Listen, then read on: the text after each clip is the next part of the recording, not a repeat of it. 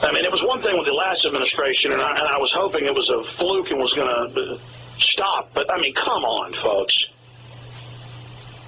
Every key person in the Bush administration and now in this next administration just so happen to be the sons and daughters of the founders of Israel and Mossad chiefs and people, and they're openly not even really U.S. citizens, and they openly are at the head of the table in anti-gun operations in the U.S., and I'm sick of it. I mean, Rahm Emanuel's been in the Israeli military. He gets up on news and says he's Israel first.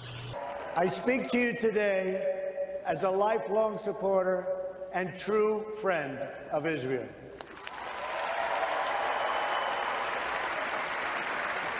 I'm a newcomer to politics, but not to backing the Jewish state. And I've had enough of it. I mean, I am really getting sick of it. I am really getting tired of it.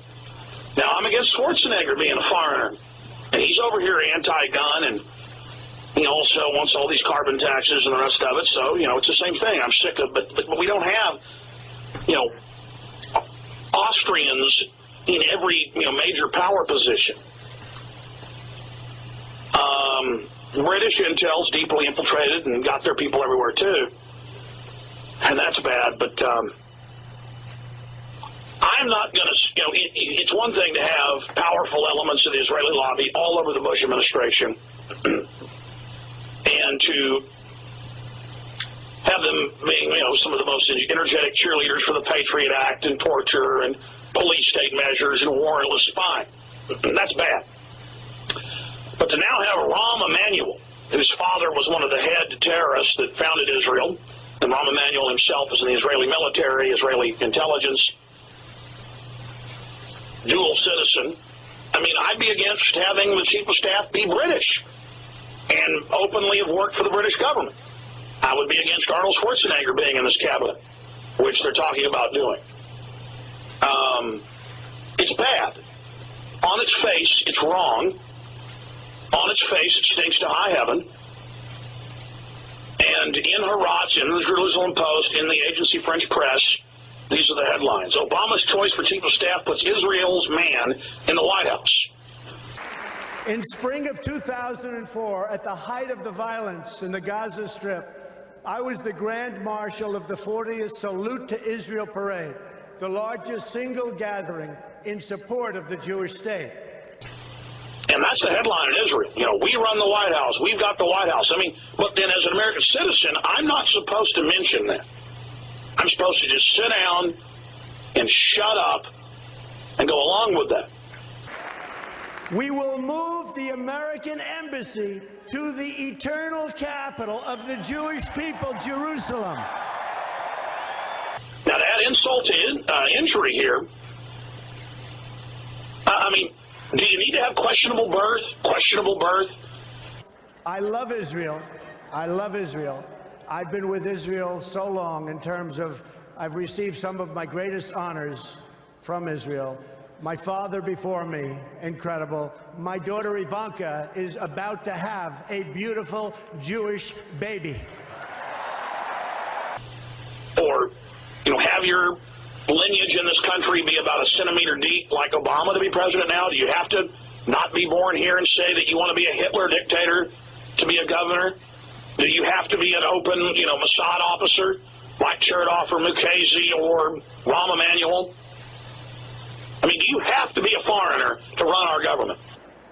I will meet with Prime Minister Netanyahu immediately. I have known him for many years and will be able to work closely together. I mean, it's not enough that Israeli government runs the company that does 98% of caller ID and phone tracking in the nation. That's been mainstream news. Is it not enough that Israel has the sole contract to, quote, guard the nuclear weapons? Our own government doesn't even have control of them? Is it not enough that Israel had fingerprints all over 9/11? Because I backed the mission for Israel 100%. Executive branch is nothing but a nozzle to suck up the wealth and the treasury of this country and offshore it. The Congress is completely ceremonial. Mr. Speaker, the Prime Minister of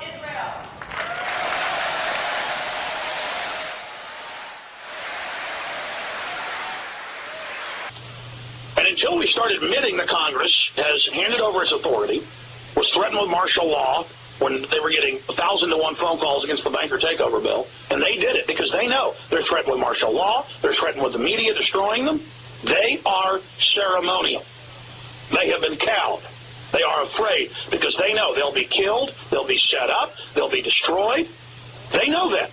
This country is now under total darkness. This nation is now completely and totally under international crime syndicate control. A consortium of wicked robber barons, black nobility, that is the old royal families of Europe, intermarried and interbred with the Rothschilds. Shit, how did it go? And the Rockefellers. I mean, go read the newspapers. That's all admitted right there. They don't even hide this stuff. And so if Agency French Press and Jerusalem Post can run headlines with Israel's man in the White House, I mean, go read it for yourself up on Infowars.com, PrisonBuddy.com. I would be against that, period. Having these people openly say, oh, I work for the Mossad. I mean, the Attorney General, Ocasey, the Homeland Security Director, Chertoff, his mother and father, both founders of Israel and Mossad. And he openly says, Israel first. And then we have Rahm Emanuel and all these other people, and they don't even care. They just say, yeah. Yeah, and we're going to take your guns. And you know what? The churches, the Zionist churches, the mainline Christians, the phony Christians. I'm a Christian. People misunderstood what I said yesterday. I said these phony Christians saying lay down, wait for the rapture. Members of Congress, I have the high privilege and distinct honor of presenting to you the Prime Minister of Israel, His Excellency Benjamin Netanyahu.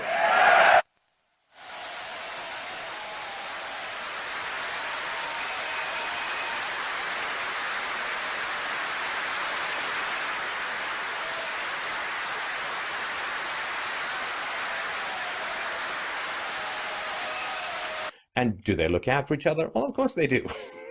They're a tribe. Don't all tribes kind of look out for each other a little bit?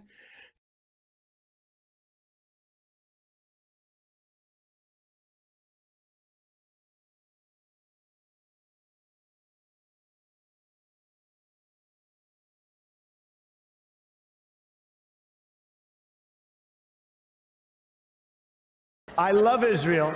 I love Israel. I've been with Israel so long in terms of I've received some of my greatest honors from Israel. My father before me, incredible. A lifelong supporter and true friend of Israel.